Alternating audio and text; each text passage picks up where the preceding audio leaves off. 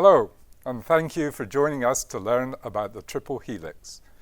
Recently, I joined a visit to the Netherlands by our Secretary General, Darren Tang, to learn about the role of intellectual property in the success of the Dutch economy. According to the World Economic Forum, the Netherlands has the most competitive economy in Europe. In 2020, SMEs, which represent 99.9% of all businesses in the country, generated 62% of overall value added in the non-financial business economy. And in the World Intellectual Property Organization Global Innovation Index 2021, the Netherlands ranked number one in terms of intellectual property payments as a percentage of total trade. Of course, from a UPOV perspective, we also know the impressive achievements of the Netherlands in plant innovation in the form of plant breeding. In 2020, the Netherlands was the second largest country in terms of the number of applications filed in UPOV members, which is quite remarkable given the size of the country. With this background, we were keen to discover if there was a particular formula for success. And one of the things that was frequently mentioned throughout our visit was the Triple Helix. We came to understand what the term Triple Helix means and why it's so important, so we thought it would be good to share that information more widely. Therefore, I'm very pleased to be joined by a panel of people that are ideally placed to explain the Triple Helix. Here in Geneva, I'm joined by Marien Valstar, Senior Policy Officer, Seeds and Plant Propagation Material, DG Agro, Ministry of Agriculture, Nature and Food Quality. Marien is also the President of the UPOV Council. Welcome, Marien. Thanks very much, Peter. Joining us online from the Netherlands is Maite Latijn-Houwers, Senior Policy Advisor at the Directorate Strategy, Knowledge and Innovation, also at the Ministry of Agriculture, Nature and Food Quality. Thank you for joining us, Maite. Thank you very much. Nice to be here. And also joining online from the Netherlands is Mark van der Knap, Director Anthura. Mark, thank you for taking the time to be with us today. Hello, Peter. Nice to join you. So let's start with the obvious question. Maite, please could you explain what the Triple Helix is? Yes, thank you very much. The Triple Helix really a model of innovation and serves to stimulate innovation. And it centers around collaboration between government, industry, and knowledge institutes or universities. And central to this is that the activities of these three partners for government, that's regulation; for industry, commercialization; for knowledge institute, knowledge production. But these activities become less separate and more of a continuum. And that serves to stimulate or speed up innovation. Now in practice, what we see is that there are lots of informal and formal contacts, and also more formal committees and boards. And in all these committees and boards, these three partners are represented, and they together work on innovation. And what I often see as a common product of this collaboration are the public-private partnerships. They are research and innovation programs in which companies, usually more than one company, collaborate with universities, can be one or more. And these programs, research and innovation programs, are financed partly by public investment and partly by private. And together they work towards solutions that further the innovation. And Maite, what does the Triple Helix look like in the plant or agriculture sector? Yeah, in our sector, the agriculture and plant sector, we also talk about the golden triangle. It's essentially another term for the same thing.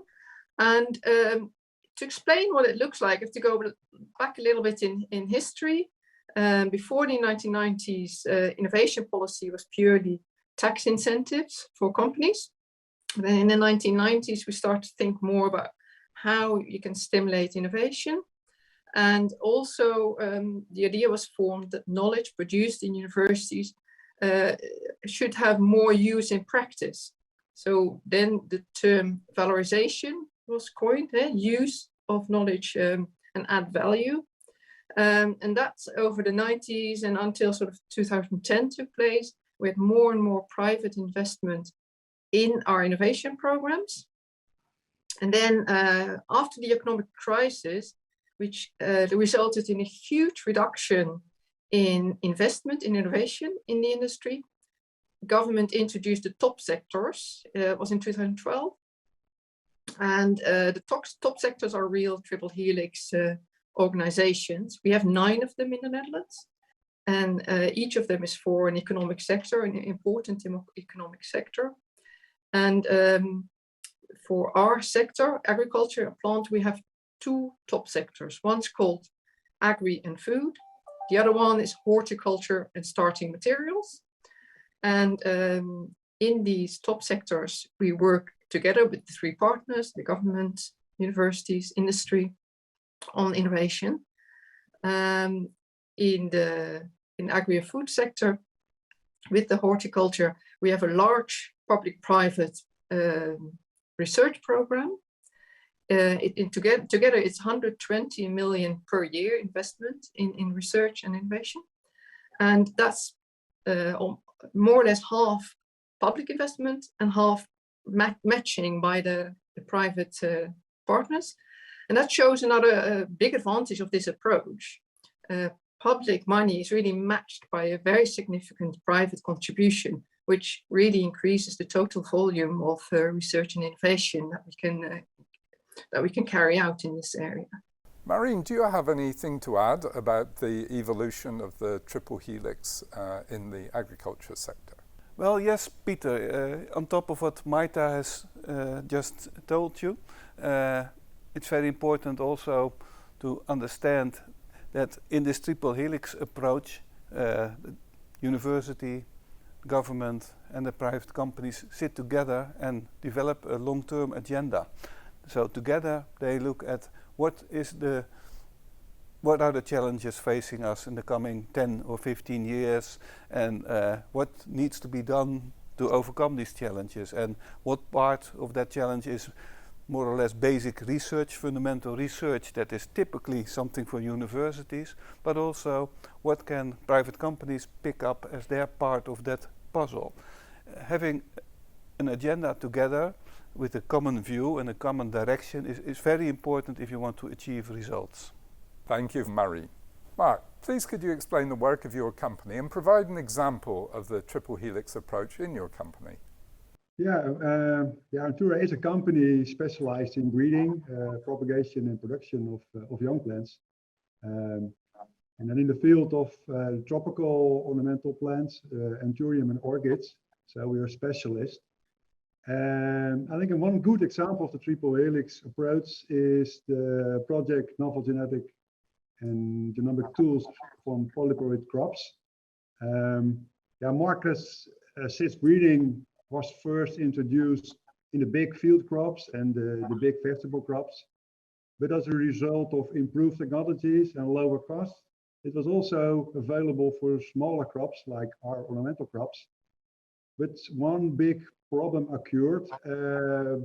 Big ornamental crops, for example, chrysanthemum, rose, orchids, they are polyploid.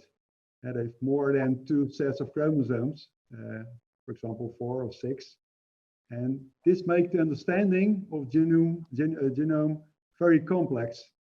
And some vegetable crops experience the same problem, like potato breeders, they got the same problem. And we missed the tools for genomic analysis of our data.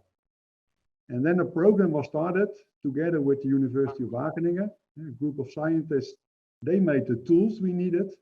The companies, they provided genomic data and part of the cash. And the government, they provided the rest of the cash. And this program was very successful. It was 4 years, but it was so successful that the program had been extended for an additional 4 years. I think this is a very good example of how it works for our company. And how did you establish and find the academic partner in this arrangement? There is always contact between companies and universities. I think researchers employed at the breeding companies mostly had their education at Wageningen University. And scientists at university, they speak to some breeding companies about their problems, and that often results in a proposal. So it often starts at university, maybe with one other company, and then you get the first proposal, and that is used to get other companies interested to join. So I think it's all about having connections. Mark, what role did the government play in facilitating this cooperation with academia? Yeah, I think they pay 50%. There's a co-finance project, and those scientific effort to create new tools is very big, and extra funding is necessary to get the project started. I think that's important, but it also motivates breeding companies to cooperate, and sometimes that's difficult. But even with your competitors, it can be the extra push to start cooperation, and that then you end up with a big program, pre-competitive program. I think that's the role of the government in this project. Marine, we know that the Netherlands and Dutch breeders attach great importance to plant variety protection, PVP. How do PVP and the Triple Helix complement each other as policies? Well, in fact, the Triple Helix and PVP don't have too much in common, because what we do in this research arena is pre-competitive technologies, pre-competitive knowledge has been developed, and with that kind of knowledge or with that kind of tools or methods that have been created in the Triple Helix collaboration, only then companies will start using these tools or using these insights or this knowledge to create varieties, and they will be, if they have successful varieties, protected by PVP.